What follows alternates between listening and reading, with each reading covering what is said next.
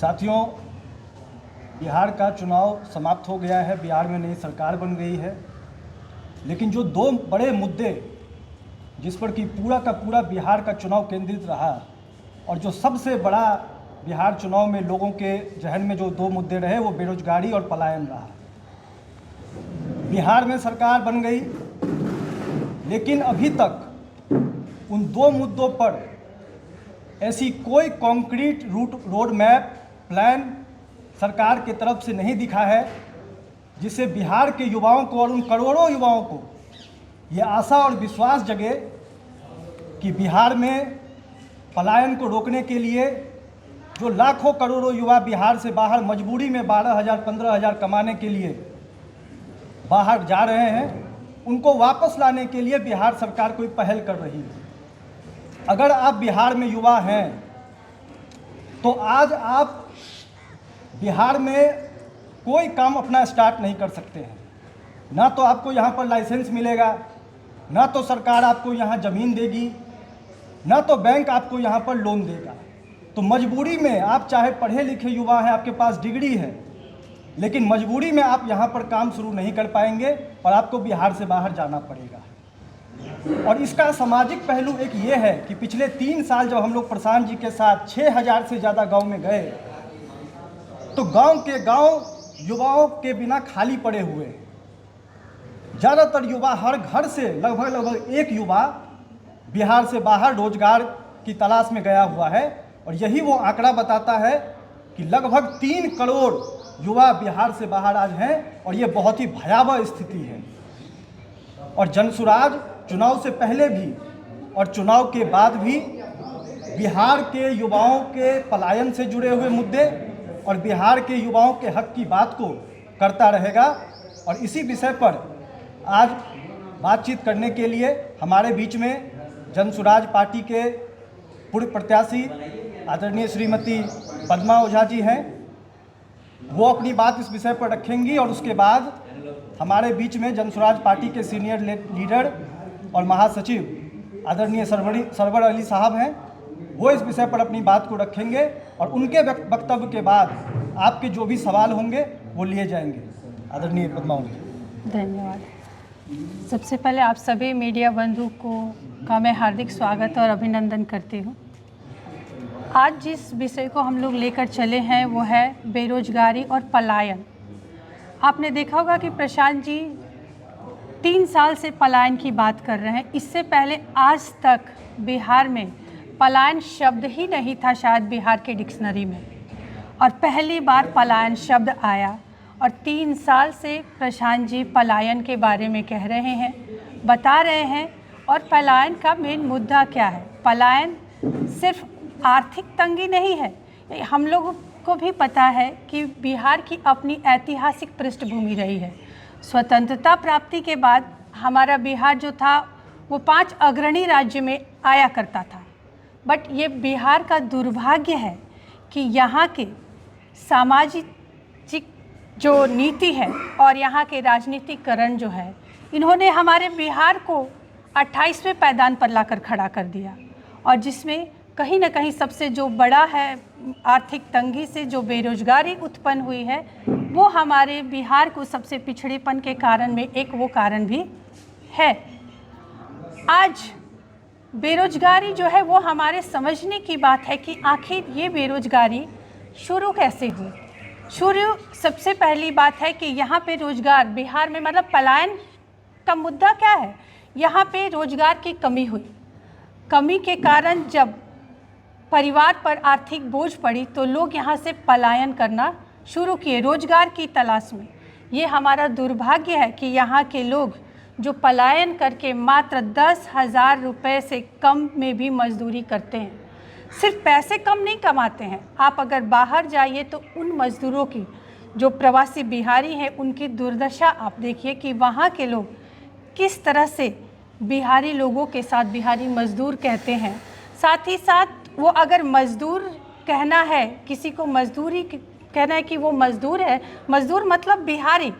पलायन करके जो बिहार से लोग जा रहे हैं उनको सामाजिक न्याय नहीं मिलता है। अगर वो काम करते हैं, अरे बिहारी है मतलब किसी को बेवकूफ़ समझना है, अनपढ़ समझना है, गंवार समझना है, तो लोग बिहारी नाम से उनको कहते हैं कि बिहारी है।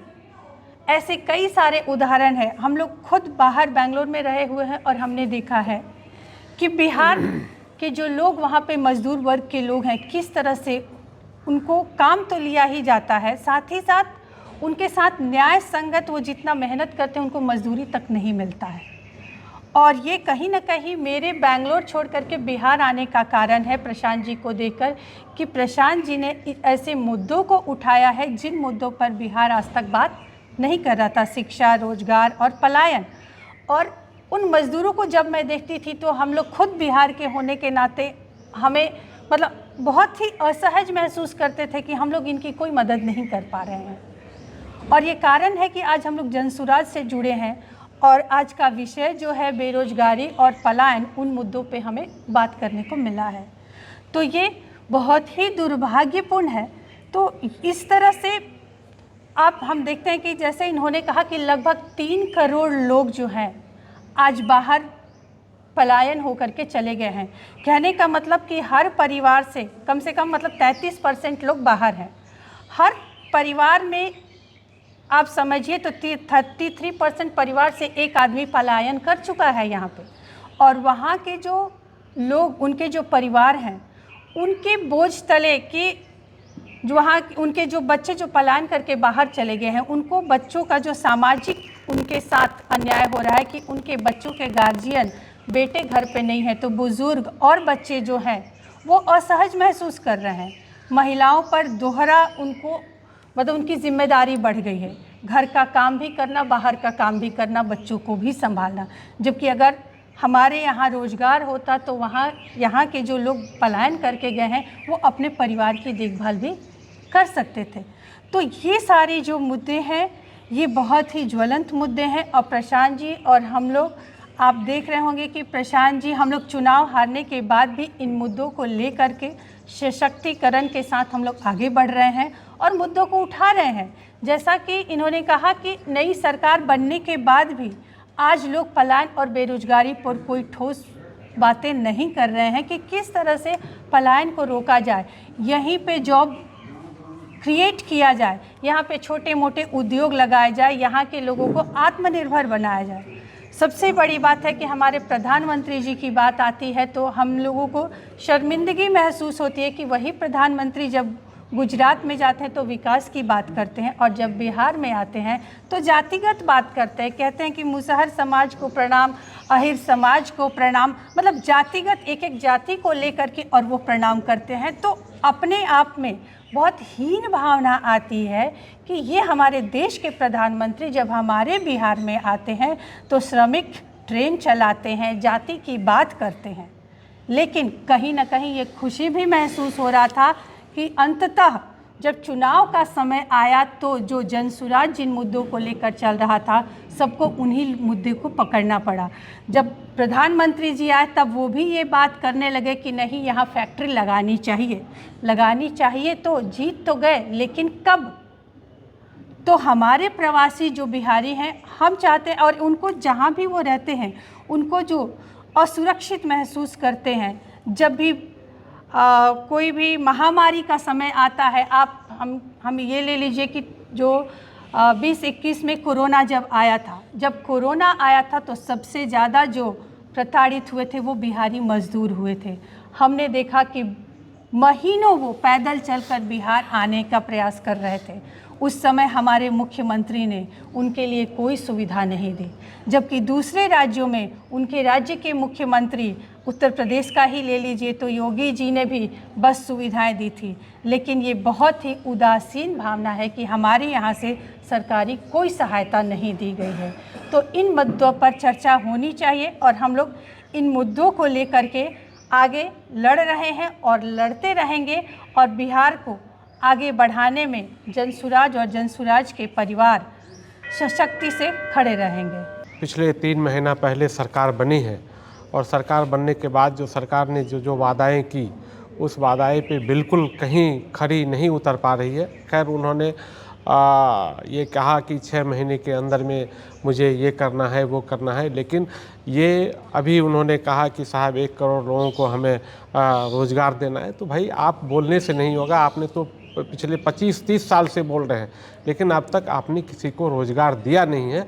अगर आप रोज़गार देने का नियत अगर कर रहे हैं, जनस्वराज पार्टी ने जब से पलायन की रोकने की बात, शिक्षा व्यवस्था बेहतर करने की बात, गरीबी ख़त्म करने की बात कर रहे हैं, तो आप काम करने की इच्छुक हैं, लेकिन आप रोड मैप बताना नहीं चाहते हैं। इसलिए हम लोगों को ये संदेह है कि साहब आप लोग सिर्फ बोलते हैं, करने का कुछ नहीं है। मैं आपके माध्यम से सरकार को ये आग्रह करना चाहता हूँ कि बिहार में बेरोजगारी एक कोड की जैसा समस्या है। इसको ख़त्म करने का सरकार के पास क्या योजना है, इसको किस तरह से ख़त्म करेंगे, वो आपके माध्यम से हमको बताने का, वो हम लोगों को बताने का और बिहार की जनता को बताने का कष्ट करें। इसलिए मैं आप लोगों को बुलाया था और जितनी भी बातें हैं हमारे दोनों मित्रों ने आपसे बात कर ली है। आप लोगों को जो भी सवाल करना है आप सवाल कर सकते हैं। कोई सवाल हो तो पूछ लीजिए।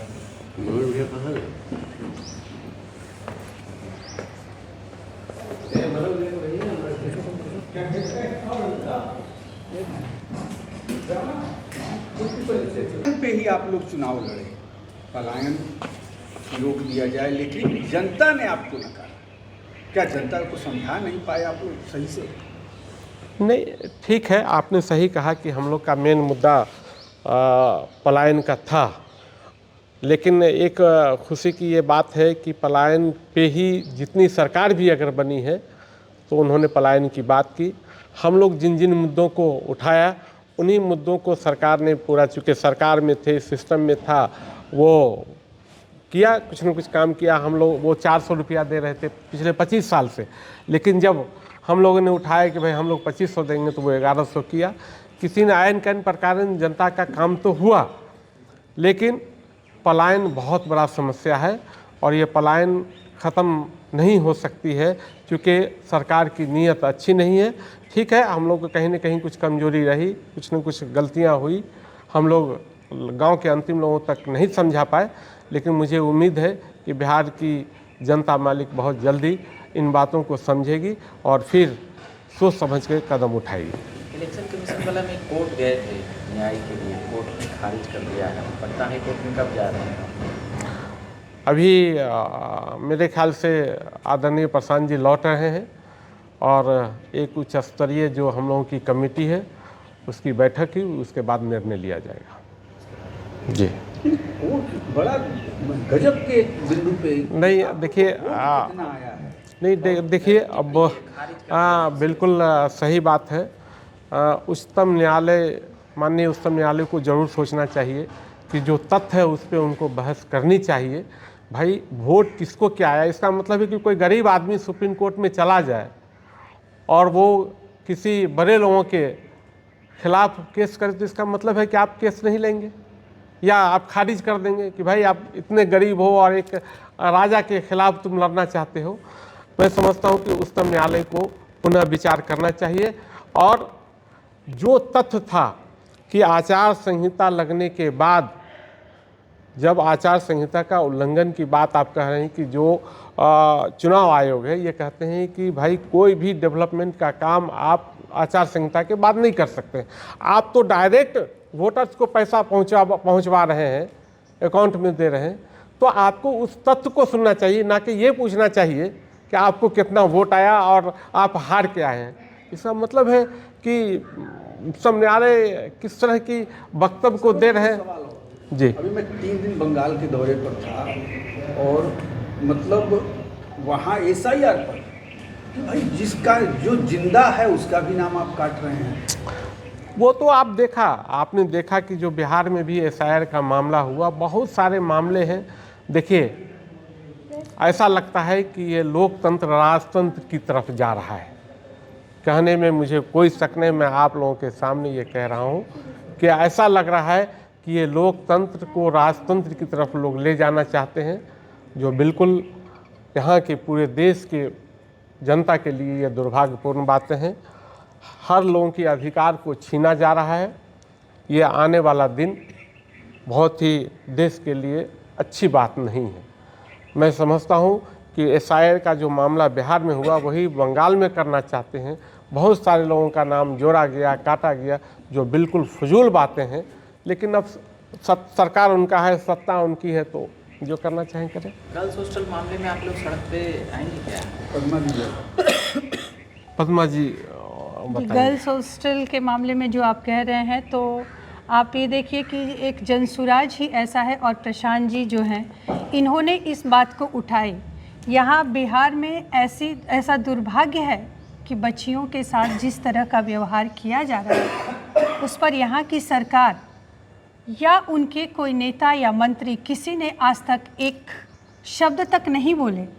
प्रशांत जी वहाँ गए और प्रशांत जी और जनसुराज की देन है कि आज उस पर एसआईटी बैठाई गई, नहीं तो उसके पहले उसको इधर उधर का मामला करके और उसको जो भी वहाँ के डॉक्टर्स थे या जो भी वहाँ के वरिष्ठ अधिकारी थे, वो आत्महत्या का मामला करके उसको रफा दफा कर रहे थे।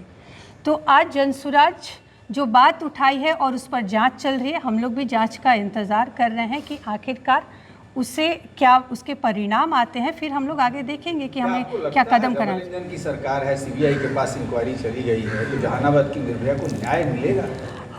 उम्मीद कम लग रहा है कि न्याय मिलेगा। अगर न्याय ही मिलता तो शायद हम लोगों को जाकर या प्रशांत जी को जहानाबाद जाना नहीं पड़ता। और क्योंकि वो दबाव में आकर आज एसआईटी बैठाए हैं या सीबीआई की जांच करवा रहे हैं, तो हम लोग भी दिए हैं मौका कि ठीक है आप करें, देखें। हम लोग भी इंतज़ार कर रहे हैं कि वो लोग कहाँ तक पहुँचते हैं और न्याय दिलाते हैं कि नहीं है। और जनसुराज जो है, वो जनसुराज 5 साल की उसकी यही लड़ाई है कि जो भी किसी के साथ, जहाँ भी सामान्य लोगों के साथ जो भी अन्याय हो रहा है, हम उसके साथ खड़े रहें और उनके बातों को उठाएं और ऊपर तक पहुंचाएं।